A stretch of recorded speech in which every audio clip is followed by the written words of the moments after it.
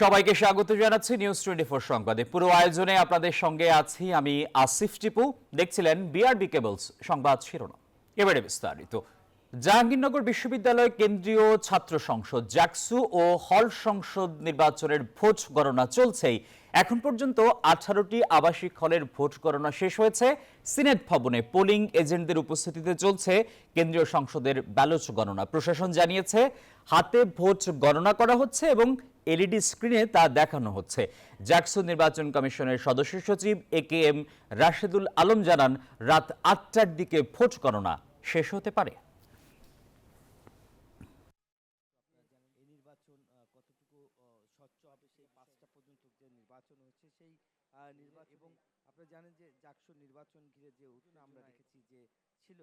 শিক্ষার্থীদের আবেদনের প্রেক্ষিতে আমরা কিন্তু যান্ত্রিক যে কাউন্টিং গণনা করা সেটা বাদ দিয়ে আমরা এখন ম্যানুয়ালি গণনা করছি।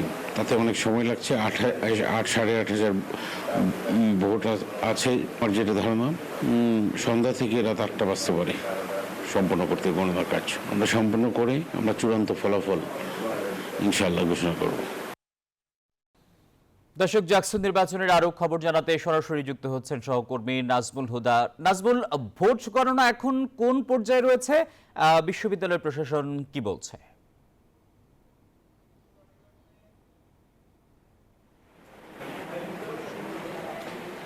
আসিফ টিপু, আপনাকে ধন্যবাদ। আপনি যেমনটি বলছেন ঠিক, ভোট গণনা এই মুহূর্তে কিন্তু বন্ধ রয়েছে এবং নামাজের বিরতি। জানাজা রয়েছে, একজন শিক্ষিকা মারা গেছে, সেটার একটি, যেহেতু উনি পোলিং এজেন্ট ছিলেন, গণনার সময় কিন্তু তিনি এখানে উপস্থিত ছিলেন এবং তিনি হার্ট অ্যাটাক করেছেন, ডাক্তার আমাদেরকে জানিয়েছেন, যার ফলে কিন্তু আসলে এখন গোটা ক্যাম্পাসে শোকের মাতম। আমরা যদি আপনাদেরকে একটু দেখাই যে এখন কিন্তু যে 18টি হলের যে 21টি হলের মধ্যে 18 হলের কিন্তু গণনা ইতিমধ্যে শেষই হয়েছে এবং এখন যে গণনা, অর্থাৎ আপনাদের যদি দেখাই যে এই পাশটা কিন্তু পুরাটা খালি রয়েছে এবং 18টি হলের যদি আমি কোন কোন হলে আপনার গণনা শেষ হচ্ছে আমি একটু বলি। আলবেনি হল, কামাল উদ্দিন হল, মীর মুশারফ হোসেন হল, নওয়াব ফয়জুন্নাহ হল, শহীদ সালাম বরকত হল, মাওলানা ভাসানী হল, জাহানারা ইমাম হল, প্রীতিলতা হল, বেগম খালেদা জিয়া হল, শহীদ রফিক জব্বার হল, বেগম সুপিয়া কামাল হল, আর ছাত্রী হল রয়েছে 13 নং ছাত্রী হল, 14 এবং 15 নং ছাত্রী হল রয়েছে, সেটা একটি রয়েছে। এছাড়াও কিন্তু আপনারা জানেন যে বিশ্বকবি রবীন্দ্রনাথ ঠাকুর হল, রোকেয়া হল, ফজিতুন্নেছা হল, বীর প্রতীক তারামন বিবি হল, 21 নং হল। এই 18টি হল কিন্তু আপনারা জানেন যে ইতিমধ্যে গণনা শেষ হয়েছে। এর মধ্যে কিন্তু এখন যে আরও 3টি হলের গণনা বাকি রয়েছে, এর মধ্যে কাজী নজরুল হল, তাজউদ্দিন হল, আরেকটি হল, এই মোট 3টি হল কিন্তু গণনা বাকি রয়েছে।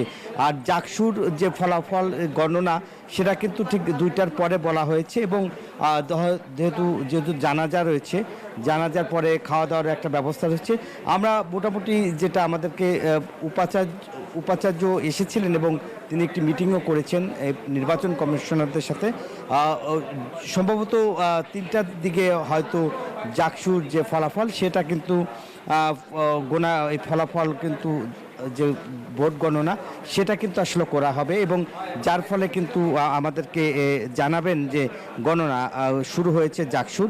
তখন কিন্তু আমরা সরাসরি এখানে থাকবো, আমরা জানাবো তখনকার আপডেট যে গণনা জাকসুর যে ভোট গণনা কিন্তু শুরু হয়েছে সেটা আমাদের সরাসরি আমরা জানানোর চেষ্টা করবো। এখন পর্যন্ত আইন শৃঙ্খলা বাহিনী কিন্তু মোতায়েন রয়েছে এবং পর্যায়ক্রমেই কিন্তু তারা নিরাপত্তার চাদরে ঢেকে দেওয়া হয়েছে এবং এর মধ্যে কিন্তু যেহেতু জাকসুর যে গণনা বাকি রয়েছে এবং বলা হচ্ছে যে নির্বাচন কমিশনের পক্ষ থেকে বলা হচ্ছে 8:30 এরও অধিক সময় লাগতে পারে এবং যেহেতু ম্যানুয়ালি হাতে গোনা হচ্ছে যার ফলে একটু দেরি হচ্ছে, এই কথাগুলি আসলে বলছিলেন এখানকার নির্বাচন কমিশনার। এই ছিল আমার কাছে জাকসুর ভোটের ফলাফল এবং গণনা সর্বশেষ। নাজমুল, আপনাকে ধন্যবাদ। দর্শক, জাহাঙ্গীরনগর বিশ্ববিদ্যালয় ক্যাম্পাস থেকে জাকসু নির্বাচনের ভোট গণনার সবশেষ খবর জানাচ্ছিলেন সহকর্মী নাজমুল হুদা। জাহাঙ্গীরনগর বিশ্ববিদ্যালয়ের ছাত্র সংসদ জাকসু নির্বাচনে দায়িত্ব পালনকালে অসুস্থ হয়ে জান্নাতুল ফেরদৌস মমিতা নামে এক পোলিং অফিসারের মৃত্যু হয়েছে। ভোট গণনা করতে আসার পর সকাল 8:45টার দিকে জাকসু নির্বাচন অফিসে কাজ করছিলেন তিনি। এ সময় হঠাৎ অসুস্থ হয়ে মাটিতে লুটিয়ে পড়েন চারুকলা বিভাগের সহকারী অধ্যাপক জান্নাতুল ফেরদৌস। এ সময় তাকে জরুরি চিকিৎসার জন্য সাভারের এনাম মেডিকেলে নেন সহকর্মীরা। পরে সেখানেই তাকে মৃত ঘোষণা করেন চিকিৎসকরা। ক্যাম্পাসে সেন্ট্রাল মসজিদ প্রাঙ্গণে জানাজা শেষে তার মরদেহ নেওয়া হবে গ্রামের বাড়ি পাবনায়। প্রিয় শিক্ষিকার মৃত্যুতে শোকের ছায়া নেমে এসেছে বিভাগের শিক্ষক, শিক্ষার্থী ও গোটা ক্যাম্পাসে। কে নিয়ে আরো জানাতে সরাসরি যুক্ত আছেন সহকর্মী মাহমুদ হাসান। মাহমুদ, জান্নাতুল ফেরদৌস মমিতার দাফন কোথায় করা হবে এ বিষয়ে কিছু জানতে পেরেছেন কিনা?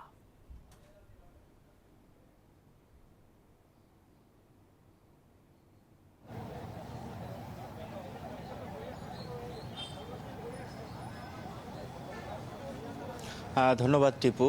এখন বর্তমানে জান্নাতুল ফেরদৌস ম্যাম, যিনি আসলে চারুকলা বিভাগের সহকারী অধ্যাপক, সকালে মারা গেছেন। তিনি, তার জানাজা সম্পন্ন হয়েছে কিছুক্ষণ হলো, এবং আমরা যতটুকু জেনেছি জানাজার পরেই তাকে আসলে তার পারিবারিক কবরস্থান অর্থাৎ পাবনাতে নেওয়া হবে এবং সেখানেই তাকে তার দাফন সম্পন্ন করা হবে। এখন এখানে যে বিষয়টি আমরা সকাল থেকে যেটা জেনেছি, যে সকালে তিনি তার দায়িত্ব পালনের জন্য সিনেট ভবনে আসেন এবং এসে দরজাটা খুলতেই তিনি আসলে অসুস্থ হয়ে পড়েন এবং সেখানে তার সহকর্মীরা তাকে সে অবস্থায় নিয়ে জরুরি চিকিৎসার জন্য ইনাম মেডিকেল কলেজ হাসপাতালে নিয়ে যান এবং সেখানে কর্তব্যরত চিকিৎসক তাকে মৃত ঘোষণা করেন। পরে আমরা চিকিৎসকদের সাথে কথা বলেছি। চিকিৎসক আমাদেরকে জানিয়েছেন যে তার পরিবার, তার স্বামী ছিলেন সেখানে, এবং সাথে যে বিষয়টি ছিল সেটা হচ্ছে যে তার সহকর্মীরা ছিলেন এবং শিক্ষার্থীরা ছিলেন, এবং তাকে নিয়ে যখন হাসপাতালে যাওয়া হয়, ঠিক হাসপাতালে যাওয়ার পথের মধ্যে কিন্তু তার মৃত্যু হয়। এই বিষয়টি কিন্তু আমাদেরকে নিশ্চিত করেছেন যিনি কর্তব্যরত চিকিৎসক ছিলেন। আর এখন বর্তমানে এখানে জানাজা শেষ করার পরে ফুল দিয়ে তাকে শ্রদ্ধা জানানো হচ্ছে এবং বিভাগীয় প্রধান থেকে শুরু করে এখানকার অধ্যক্ষ যিনি আছেন তিনি কিন্তু আসলে সবার উদ্দেশ্যে আসলে কথা বলেছেন এবং সকলের কাছে ক্ষমা চেয়ে আসলে দোয়া প্রার্থনা করেছেন। আর আরেকটি বিষয় যেটা জানাতে চাই সেটা হচ্ছে শিক্ষার্থী এবং শিক্ষকদের পক্ষ থেকে যে বিষয়টি জানানো হচ্ছে যে নির্বাচনের যে অব্যবস্থাপনা এবং নির্বাচনের ভোট গণনার যে অব্যবস্থাপনা, এই বিষয়টাকে তারা গুরুত্ব দিচ্ছেন এবং তারা এই বিষয়টাকেই দুষছেন এবং বিশ্ববিদ্যালয় প্রশাসন এবং নির্বাচন কমিশনকে এটার জবাবদিহিতা করতে হবে বলেও কিন্তু তারা আমাদেরকে জানিয়েছেন যে আসলে এইরকম একটা অব্যবস্থাপনা, যেহেতু এটা ম্যানুয়াল পর্যায়ে গণনা করা হচ্ছে, হাত দিয়ে গণনা করা হচ্ছে, সেক্ষেত্রে এটা আসলে দীর্ঘ সময়ের ব্যাপার এবং সেটা ভোট গ্রহণ শেষ হয়েছে গতকাল বিকাল 5টায়, সেটার ভোট গণনা শুরু হয়েছে রাত 10:30টায়। সেখানে এখন পর্যন্ত ভোট গণনার অর্ধেকটাও শেষ করা সম্ভব হয়নি। তো এটা পুরোটাই কিন্তু একটা অব্যবস্থাপনার দৃশ্য দেখছেন এবং এই নির্বাচন ঘিরে কিন্তু ধোঁয়াশা সৃষ্টি হয়েছে। যেমনটি জানেন যে গতকালও কিন্তু এই বিষয়টা জানানো হয়েছে এবং ভোট বর্জন পর্যন্ত করেছে ছাত্রদল সমর্থিত প্যানেল সহ অন্যান্য আরও 4টি প্যানেল।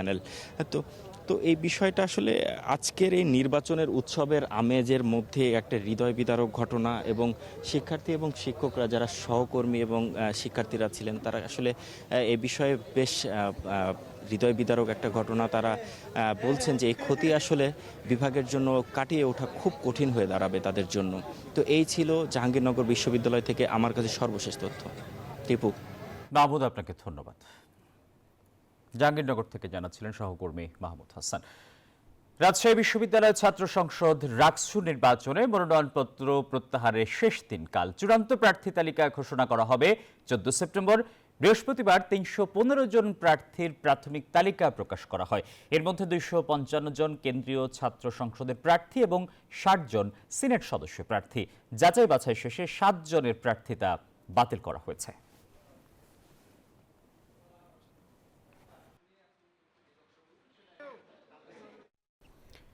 রাকসু নির্বাচন নিয়ে এবারে নতুন আলোচনা সমালোচনার জন্ম দিয়েছে স্বতন্ত্র নামে শিবিরের বিসি টিম প্যানেল থাকা না থাকা নিয়ে ছাত্রদল, বামপন্থী ছাত্র সংগঠন এবং একাধিক স্বতন্ত্র প্রার্থীর অভিযোগ, ভিন্ন মতাদর্শে বিশ্বাসীদের ভোট ভাগাভাগিতে শিবির ভিন্ন নামে স্বতন্ত্র প্যানেল দিচ্ছে। যদিও এমন অভিযোগ অস্বীকার করেছে স্বতন্ত্র প্যানেল ও ছাত্র শিবির। মতিউর মুর্তজার তথ্য এবং ছবিতে ডেস্ক রিপোর্ট।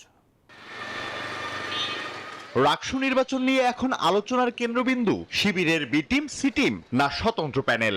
ছাত্র শিবিরের মূল প্যানেলের বাইরে স্বতন্ত্র প্যানেলের নামে একাধিক প্যানেল থাকা না থাকা নিয়ে চলছে জোর গুঞ্জন, চুলচেরা বিশ্লেষণ। ভিন্ন মতাদর্শে বিশ্বাসীদের ভোট ভাগাভাগিতে শিবির ভিন্ন নামে স্বতন্ত্র প্যানেল দিচ্ছে বলে মনে করেন অনেকেই। বামপন্থী ছাত্র সংগঠন, একাধিক স্বতন্ত্র প্রার্থী এবং ছাত্র দলের অভিযোগ, ভোটারদের বিভ্রান্ত করতে ছাত্র শিবির নেতাকর্মীদের দিয়ে একাধিক স্বতন্ত্র প্যানেল দিচ্ছে। কিছু সন্দেহজনক গুপ্ত সংগঠনের আত্মপ্রকাশের পরে একটি ন্যারেটিভ ছাত্র রাজনীতিতে এসছে, বি টিম, গুপ্ত সংগঠন, আত্মগোপন করে থাকা সংগঠন। আধিপত্য বিরোধী ঐক্য নামে একটি প্যানেল হয়েছে। আমরা যতদূর জানতে পেরেছি এখানে মূলত শিবিরের আর কি কিছু আছে আর কি, লিবারেল চিন্তা করে, যারা আসলে মানুষের ব্যক্তি স্বাধীনতা চায়, এই ধরনের একটা শিক্ষার্থীদের বড় অংশ আছে। তো চাইলেই কিন্তু হচ্ছে যে শিবিরের বাইরে একটা প্যানেল গঠন করে এই ধরনের ভোটারদেরকে কিন্তু বিভ্রান্ত করা সম্ভব। তবে শিবিরের বি টিম, সি টিম বা শিবিরের সমর্থন থাকার কথা অস্বীকার করেছেন বেশ কয়েকটি স্বতন্ত্র প্যানেলের প্রার্থীরা। এটাকে ডামি বা এটাকে বি প্যানেল হিসেবে বলার তো কোনো সুযোগ আমি দেখতেছি না। বিশেষ করে ২ নম্বর ব্যাপার হচ্ছে যে তারা তাদের জায়গা থেকে সর্বোচ্চটা দিয়ে প্যানেল সাজাইছে, আমরা আমাদের জায়গা থেকে সর্বোচ্চটা দিয়ে প্যানেল সাজাইছি। আসলেও কেউ এ টিম কিনা, বি টিম কিনা বা এরকম কিছু ওই ক্যাম্পাসে ঘটছে কিনা, এটা একজন সচেতন শিক্ষার্থী হিসেবে কিন্তু সকলের জানা উচিত। এই দায়িত্বটা আমি আমার ভোটারদের উপর ছেড়ে দিতে চাই। এমন অভিযোগ অস্বীকার করে শিবির সমর্থিত প্যানেলের প্রার্থীরা বলছে, ভোটের মাঠে প্রতিযোগিতার ভয়ে দায় চাপানোর রাজনীতির চেষ্টা করছে অনেকেই। ছাত্র শিবিরকে আদর্শিকভাবে এবং আমাদের প্যানেলকে মোকাবেলা করতে না পেরে আমাদের উপরে আসলে দায় চাপিয়ে দেওয়ার মতো একটা কথাবার্তা এটা। ভোটাররা বলছেন, প্যানেল বা দল দেখে নয়, শিক্ষার্থীদের কল্যাণে কাজ করবে এমন যোগ্য প্রার্থী দেখেই ভোট দেবেন তারা। Desk report, news 24। জাকসু নির্বাচনে বিভিন্ন প্যানেল ও শিক্ষকরা ভোট বর্জন করেছে, এখানে কারচুপি বিদ্যমান মন্তব্য করেছেন বিএনপির স্থায়ী কমিটির সদস্য ডাক্তার AZM জাহিদ হোসেন। বলেন, মানুষ নির্বাচনের উপর আস্থা রাখতে চায়, তবে এমন নির্বাচন আয়োজন করা উচিত নয় যা প্রশ্নবিদ্ধ হয় আর প্রতিদ্বন্দ্বী দলগুলোর নির্বাচন বর্জন করে। আর আয়োজকদের নিরপেক্ষ থাকার আহ্বান জানান তিনি। সকালে শহীদ রাষ্ট্রপতি জিয়াউর রহমানের সমাধিতে শ্রদ্ধা নিবেদন শেষে এসব কথা বলেন তিনি। এ সময় তিনি বিভাজন নয়, ঐক্যের রাজনীতি করার আহ্বান জানিয়ে বলেন, বাংলাদেশকে পিছিয়ে দিতে ষড়যন্ত্র করছে দেশি বিদেশি শক্তি।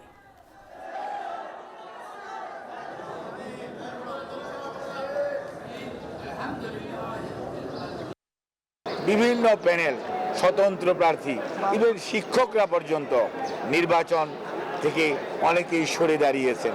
নিশ্চয়ই সেখানে কোনো না কোনো কারণ আছে। ভোটারদের সাথে, জনগণের সাথে, পরিবেশের সাথে খাপ খাইয়ে চলুন, কোনো দিকে হেলে পড়ার দরকার নেই। আপনি আপনার নিরপেক্ষতা দিয়েই প্রমাণ করবেন এবং আগামী দিনের ভবিষ্যৎ স্বীকৃতি দিবে আপনার অবস্থান কি ছিল। নির্বাচন বন্ধ হলে দেশে অস্থিতিশীল পরিস্থিতি সৃষ্টি হবে, তাই ফেব্রুয়ারিতে ভোটের কোনো বিকল্প নেই, এমন মন্তব্য করেছেন বিএনপির ভাইস চেয়ারম্যান শামসুজ্জামান দুদু। শুক্রবার জাতীয় প্রেস ক্লাবে এক অনুষ্ঠানে এসব কথা বলেন তিনি। আরো বলেন, ৭১ ও ২৪-এর গণহত্যাকারীরা এক হচ্ছে, কিভাবে নির্বাচন ঠেকানো যায় সেই চেষ্টা করছে। জুলাই এবং আগস্টের মূল কথাই হচ্ছে স্বৈরতন্ত্রের পতন বিদায়। স্বৈরতন্ত্রের বিদায় হলে গণতন্ত্রের আগমন ঘটে, আর গণতন্ত্রের আগমন ঘটলে গণতন্ত্রের উত্তরণের জন্য নির্বাচন ছাড়া কোনো বিকল্প পথ নাই। রাজনৈতিক দলগুলোর মধ্যে ভিন্নমত থাকলেও আগামী বছরের 15 ফেব্রুয়ারির মধ্যে নির্বাচন অনুষ্ঠিত হবে বলে জানিয়েছেন প্রধান উপদেষ্টার প্রেস সচিব শফিকুল আলম। তিনি বলেন, নির্বাচনের সময় পেছানোর কোনো সম্ভাবনা নেই, দেশে কারো ক্ষমতা নেই এ নির্বাচন ঠেকানোর। সকালে মাগুরায় কবি ফররুক আহমেদের গ্রামের বাড়ি পরিদর্শনকালে সাংবাদিকদের প্রশ্নের জবাবে এসব কথা বলেন শফিকুল আলম। সকল রাজনৈতিক দলের সাথে কথাবার্তা চলছে, সকলের ঐক্যমত্যের ভিত্তিতেই নির্বাচন অনুষ্ঠিত হবে।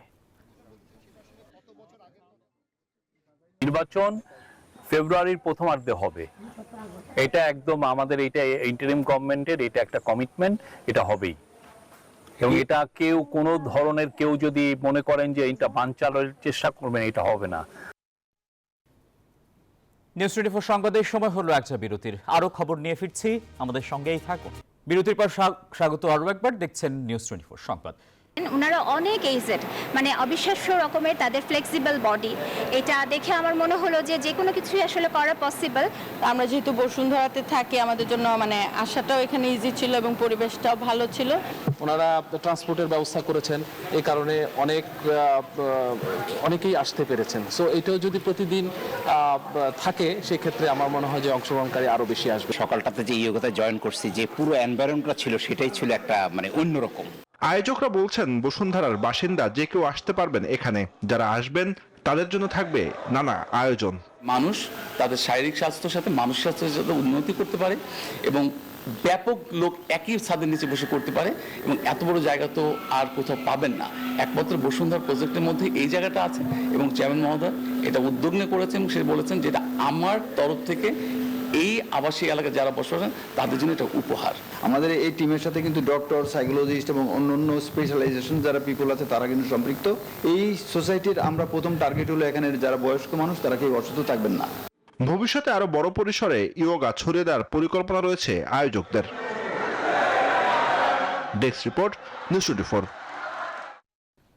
এবার গিগাবাইটের সৌজন্যে এশিয়া কাপের খবর।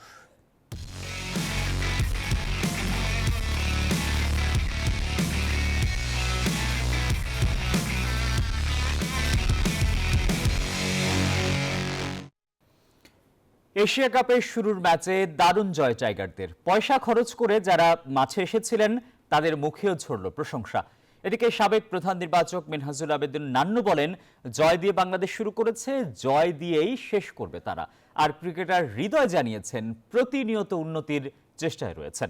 আরব আমিরাত থেকে শুভদেব নাথের রিপোর্ট। এশিয়া কাপে টাইগারদের উদ্বোধনী ম্যাচ, হংকং প্রতিপক্ষ। আবুধাবির জায়েদ স্টেডিয়ামে দূর দূরান্ত থেকে ছুটে আসে ক্রিকেট প্রেমীরা। কেউ নিজের কাজ বাদ দিয়ে এসেছেন, কেউ আবার ছুটি নিয়েছেন। আজকের ম্যাচ থেকে আমরা অনুভব করতে পারতেছি যে ইনশাল্লাহ এবারে হয়তো আমরা চ্যাম্পিয়ন হতে পারবো। আমরা শারজা থেকে সেই 180 কিলোমিটার দূরে বাংলাদেশে খেলা থেকে আসছি। তো আমরা চাই ভবিষ্যতে আরো 2টা ম্যাচে, ওই 2টা ম্যাচ T20 অ্যাটাকিং ম্যাচ ওরা খেলবে। যে আশা নিয়ে আসছি, এই আশা আলহামদুলিল্লাহ আমাদের কাছে পূর্ণ হয়েছে। পাশাপাশি আমরা এটাও আশা রাখবো বাকি যে কয়টা ম্যাচ আছে এটা আরো ভালো করবে। ম্যাচ জয়ের পর লিটন দাসকে নিয়ে ভক্তদের মুখে প্রশংসা। তবে সেখানেও কিছু ভক্ত পাওয়া গেল যারা লিটনের ভুলগুলো খুঁজে পেয়েছেন। ক্যাপ্টেন্সি লিটন দাসের ভালো, কিন্তু অনেক স্লো, আরো ভালো করতে হবে। তামিম প্লাস পারভেজ হোসেন ইমন ভালো একটা ব্যাটিং করবে, but unfortunately they failed. So আশা করি ইনশাল্লাহ নেক্সট ম্যাচেস আসতেছে আমাদের শ্রীলঙ্কা, ইভেন আফগানিস্তান দোনো ম্যাচে ভালো করতে হবে। এদিকে এশিয়ান ক্রিকেট কাউন্সিলের সাথে কাজ করতে বাংলাদেশ থেকে উড়ে এসেছেন মিনহাজুল আবেদিন নান্নু। এক সময়ের প্রধান নির্বাচক জানিয়ে গেলেন, জয় দিয়ে আসর শুরু করেছে, জয় দিয়েই শেষ করতে চাই বাংলাদেশ। জয়ের সাথে তো কোনো কিছু তুলনা করা যায় না। জয় দিয়ে শুরু করেছে টুর্নামেন্ট এবং জয় দিয়ে শেষ করবে। আমি আশা করি যে কন্টিনিউয়াস একটা ভালো প্রসেস থাকবে, ইনশাআল্লাহ শ্রীলঙ্কার সাথে ভালো ক্রিকেটটা খেলবে। ম্যাচ পরবর্তী সংবাদ সম্মেলনে তাহিদ হৃদয় বলেন, প্রতিনিয়ত উন্নতির চেষ্টা করছেন তিনি। যেহেতু আমার হানিমুন পিরিয়ডটা শেষ হয়েছে, আমি ওই জন্য প্র্যাকটিসে যাচ্ছি, ট্রাই করছি, হয়তো বা হচ্ছে না। এবং আপনি যদি দেখেন যত ওয়ার্ল্ড ক্লাস প্লেয়ার আছে বা যারাই আছে তারা কখনো এক গ্রাফে যেতে পারে না। আমি হয়তো বা কয়েকটা ম্যাচ স্ট্রাগল করছি, বড় ইনিংস করতে পারছি না। তো আশা করছি যে এখান থেকে ওভারকাম করবো ইনশাল্লাহ। একদিন পরই বাংলাদেশের প্রতিপক্ষ শ্রীলঙ্কা। সেই ম্যাচ জিতলেই পরবর্তী রাউন্ড নিশ্চিত হবে টাইগারদের। এশিয়া কাপে বাংলাদেশের শুরু জয় দিয়ে। সাবেক নির্বাচক কিংবা ক্রিকেট ভক্তরা এক বাক্যে স্বীকার করলেন, বাংলাদেশ সঠিক ট্র্যাকেই আছে। আর তাহিদ হৃদয় জানিয়ে গেলেন, বাংলাদেশ দিন দিন উন্নতি করতে চায়, ম্যাচ জিততে চায়, এশিয়া কাপের ট্রফিটাও নিয়ে দেশে ফিরতে চায়। শুভদেবনাথ, নিউজ 24, আবুধাবি, আরব আমিরাত। অধিনায়ক লিটন দাস যেন ছুটছেন দুর্বার গতিতে। ঘরের মাঠে সবশেষ সিরিজে দুর্দান্ত লিটন এশিয়া কাপেও অনবদ্য। হংকংয়ের বিপক্ষে 59 রানের ইনিংস খেলার পথে এক ছক্কা হাঁকিয়ে আন্তর্জাতিক টি-20তে বাংলাদেশিদের মধ্যে সবচেয়ে বেশি ছক্কার মালিক বনে গেছেন লিটন দাস। হংকংয়ের বিপক্ষে দারুণ জয় এশিয়া কাপ মিশন শুরু বাংলাদেশের। সে জয়ের সামনে থেকে নেতৃত্ব দিয়েছেন টাইগার অধিনায়ক লিটন দাস। তার 59 রানের অধিনায়কোচিত ইনিংসে পাত্তা পায়নি পুচকে হংকং। এই ম্যাচ দিয়ে নতুন এক রেকর্ডের নাম লিখিয়েছেন টাইগার দলপতি লিটন দাস। আরব আমিরাতের শেখ জায়েদ ক্রিকেট স্টেডিয়ামে হংকংয়ের বিপক্ষে এক ছক্কা হাঁকিয়ে আন্তর্জাতিক টি-20তে বাংলাদেশিদের মধ্যে সবচেয়ে বেশি ছক্কার মালিক বনে গেছেন লিটন। 111তম ম্যাচ খেলতে নামা লিটন হংকংয়ের বিপক্ষে নেমেছিলেন নামের পাশে 77 ছক্কা নিয়ে। গত বছর আন্তর্জাতিক ক্রিকেটকে বিদায় বলা মাহমুদুল্লাহ রিয়াদের ছক্কাও ছিল 77টি। যৌথ নামের রেকর্ডটাকে বৃহস্পতিবার হংকংয়ের বিপক্ষে ম্যাচে নিজের একার করে নিয়েছেন লিটন, আর সেটা মাহমুদুল্লাহর চেয়ে 21 ইনিংস কম খেলেই। আন্তর্জাতিক টি-20তে বাংলাদেশের সর্বোচ্চ ছক্কার মালিক হওয়ার মাধ্যমে এই সংস্করণে দেশের গণ্ডিতে নিজের অর্জনকে আরও সমৃদ্ধ করলেন লিটন। আবরার আল দাইয়ান, নিউজ 24।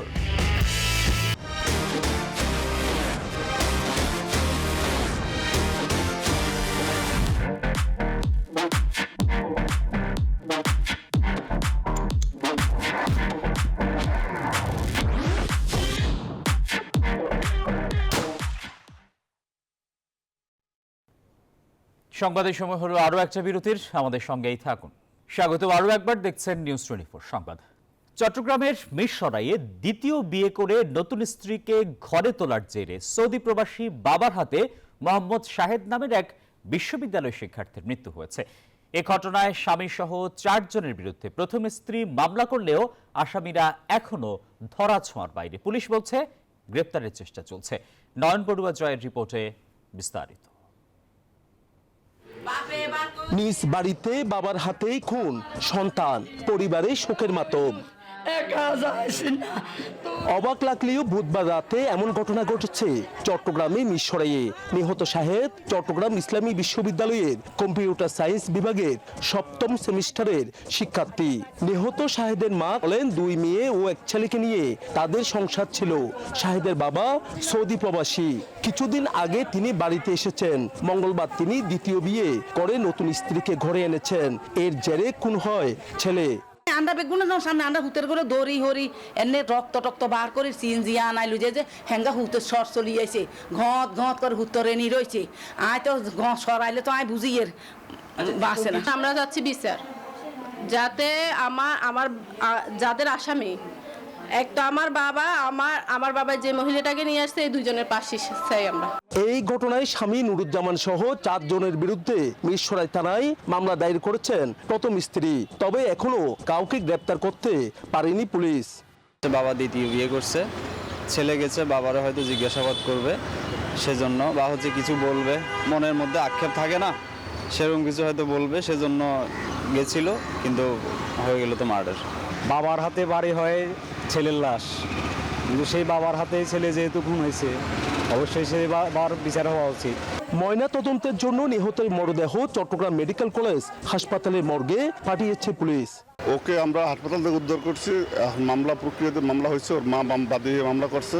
আর বিষয়টা হইলো পারিবারিক বিষয় নিয়ে, বাবা ছেলে পারিবারিক বিষয় নিয়ে খুন হয়েছে। পালিয়ে যাওয়া নুরুজ্জামানকে ধরতে অভিযান চালাচ্ছে পুলিশের একাধিক টিম। নয়ন বড়ুয়া জয়, নিউজ 24 চট্টগ্রাম। নাফ নদীতে মাছ ধরতে গিয়ে সীমান্ত রেখা অতিক্রম করলেই জেলেদের ধরে নিয়ে যাচ্ছে মিয়ানমারের সশস্ত্র গোষ্ঠী আরাকান আর্মি। এমন অবস্থায় হাজারো জেলে পরিবার রয়েছে শঙ্কায়। বিজিবি বলছে বাংলাদেশের ভেতরে ঢুকে কাউকে অপহরণের সুযোগ নেই। ইরফানুল হাসানের তথ্য এবং ছবিতে দেখুন বিস্তারিত। সীমান্ত উপজেলার টেকনাফের বেশিরভাগ জেলে পরিবারের সংসার চলে নাফ নদীতে মাছ ধরে। কিন্তু ভুল করে সীমান্তের কাছাকাছি কিংবা সীমান্ত অতিক্রম করলেই ধরে নিয়ে যায় মিয়ানমারের বিদ্রোহী সংগঠন আরাকান আর্মি। সর্বশেষ বুধবার বিকেলে প্রায় 5টি ট্রলার সহ 30 জন জেলেকে ধরে নিয়ে যায় আরাকান আর্মির সদস্যরা। দুশ্চিন্তায় দিন পার করছেন এসব জেলেদের পরিবার। তাদের কোনো উদ্দেশ্যই নাই, গুন্ডা বাহিনীর মতো এসে ভোটগুলো নিয়ে যায়, ধরে মানুষগুলো রেখে দেয়। 0 পয়েন্টে যদি 24 ঘন্টা যদি ডিউটি থাকে, আরাকান আর্মি কোনোদিন এই আরাকান জলদস্যু এরা আমাদেরকে ক্ষতি করতে পারবে না। এদিকে গেল 1 মাসে প্রায় শতাধিক জেলেকে ধরে নিয়ে যায় আরাকান আর্মি। এছাড়াও চলতি বছরের জানুয়ারি থেকে জুলাই পর্যন্ত এই মোহনা থেকে 124 জন জেলেকে আটক করে নিয়ে যায় এই বিদ্রোহী গোষ্ঠীটি। তবে বিজিবি বলছে বাংলাদেশের অভ্যন্তরে প্রবেশ করে জেলেদের অপহরণের সুযোগ নেই। মায়ানমারে কোনো সশস্ত্র সংগঠনের কোনো সুযোগ নাই নাফ নদীতে বাংলাদেশ অংশে এসে আমাদেরকে জেলেদেরকে ধরে নিয়ে যাওয়ার। এটা আমি দ্ব্যর্থহীন ভাষায় আপনাদেরকে আবার আমি বলতে চাই, কনফার্ম করতে চাই। জেলেদের ফিরিয়ে আনতে বিভিন্ন বাহিনীর সাথে সমন্বয় করে কাজ করা হচ্ছে বলে জানান জেলা প্রশাসক। এখন তো ওই পাশে যে আরাকান আর্মি, তাদের সাথে যোগাযোগ করতে হবে, আমাদের বাহিনীগুলো তারা যোগাযোগ করবে, তাদের নিজস্ব প্রোটোকল আছে, যে প্রোটোকল দিয়ে যোগাযোগ করে ফিরিয়ে আনার ব্যবস্থা করা হবে। 2024 সালের 8 ডিসেম্বর মিয়ানমারের মুংডু শহর দখল করে আরাকান আর্মি। এরপর থেকেই বাংলাদেশ মিয়ানমারের 270 কিলোমিটার সীমান্তের বেশিরভাগই তাদের নিয়ন্ত্রণে চলে যায়। Desk report, news 24। এবার মধুমতি ব্যাংক পিএলসি অর্থ বাণিজ্যের সংবাদ। সপ্তাহের ব্যবধানে কোনো সুখবর নেই নিত্যপণ্যের বাজারে। কাঁচামরিচ, সবজির দরে আগুন জ্বলছেই। 80 টাকার নিচে নেই কোনো সবজির কেজি। স্বস্তি নেই মাছ মাংসের বাজারেও। টানা বাড়তি দামে নাভিশ্বাস উঠছে সাধারণ ক্রেতার।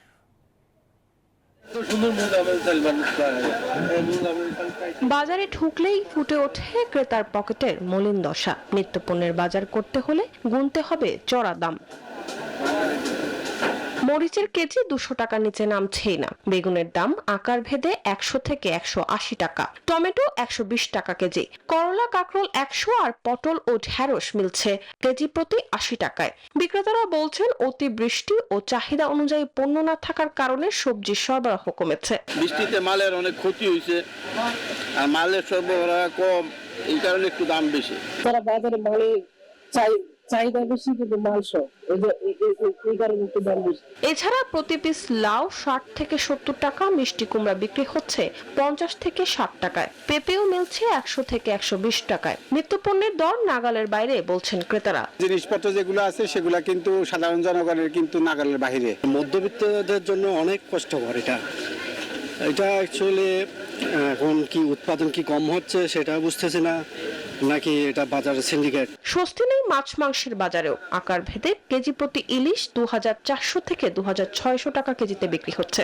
চিংড়ি বিক্রি হচ্ছে 900 থেকে 1000 টাকায়। 1 কেজির উপরের যে মাছগুলা বা 1.5 কেজি সাইজের যে মাছগুলা 2600 টাকা। আমার বাচ্চা আজকে বলছে ইলিশ মাছ আনতে, কিন্তু আজকে বাজারে এসে দেখি ইলিশ মাছের দাম 2600 টাকা কেজি, 1 কেজির উপরে। মুরগির দামটা বর্তমানে একটু বেশি আছে। গলাটা আমরা বিক্রি করতেছি 190 টাকা, সোনালী বিক্রি করতেছি 310 টাকা, 320 টাকা। ব্রয়লার মুরগির দাম উঠেছে কেজি প্রতি 190 টাকা। সোনালী মুরগি 310 থেকে 320 টাকা কেজিতে বিক্রি হচ্ছে। মরিয়ম আজিজ মৌরিন, নিউজ 24, ঢাকা। মৌসুমের শেষে নদী ও সাগরে জেলেদের জালে ধরা পড়ছে রূপালী ইলিশ। আর এ কারণেই বরিশালের বাজারে ইলিশের সরবরাহ বেড়েছে। কিছুটা কমেছে মাছের দাম। মোকামে 300 গ্রামের ইলিশ বিক্রি হচ্ছে 925 টাকা কেজি দরে, আর 400 গ্রামের ইলিশ 1175 টাকায়, 500 গ্রামের ইলিশ 1450, আর 1.5 কেজি ওজনের ইলিশ বিক্রি হচ্ছে 2750 টাকা দরে। আড়তদাররা বলছেন গত সপ্তাহের চেয়ে কেজি প্রতি 3 থেকে 350 টাকা দাম কমেছে। অবশ্য ক্রেতারা বলছেন দাম এখনো নাগালের বাইরে। যেই মাছ আগে ছিল 3000 টাকা কেজি, এই মাছ এখন আইছে মনে করেন 2000 টাকা কেজি, তুলনামূলক অনেক কম। যেরকম এক্সপেক্ট করে দাম ওরকম কিন্তু মাছের দাম কমে নাই।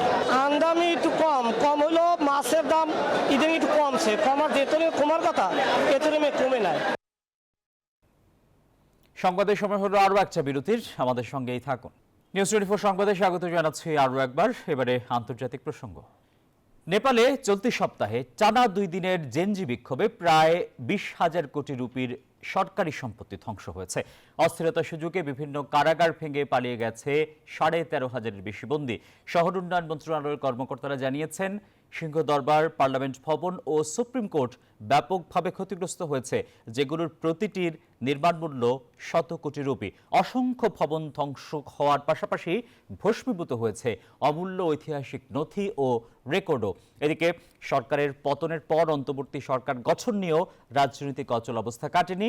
সম্ভাব্য প্রধান হিসেবে কয়েকজনের নাম আলোচনায় থাকলেও আসেনি কোনো চূড়ান্ত সিদ্ধান্ত।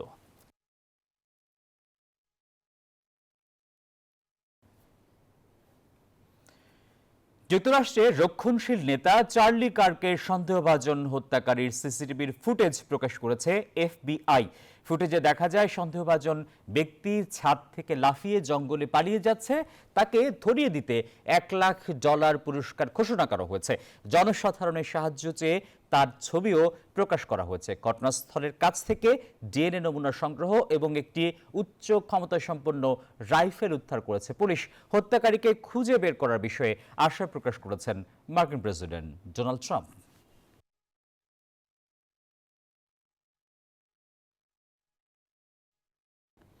আর এই ছিল নিউজ 24 সংবাদের এখনকার আয়োজন। আরও সংবাদ ও বিশ্লেষণ জানতে ভিজিট করুন news24bd.tv। সবাইকে ধন্যবাদ।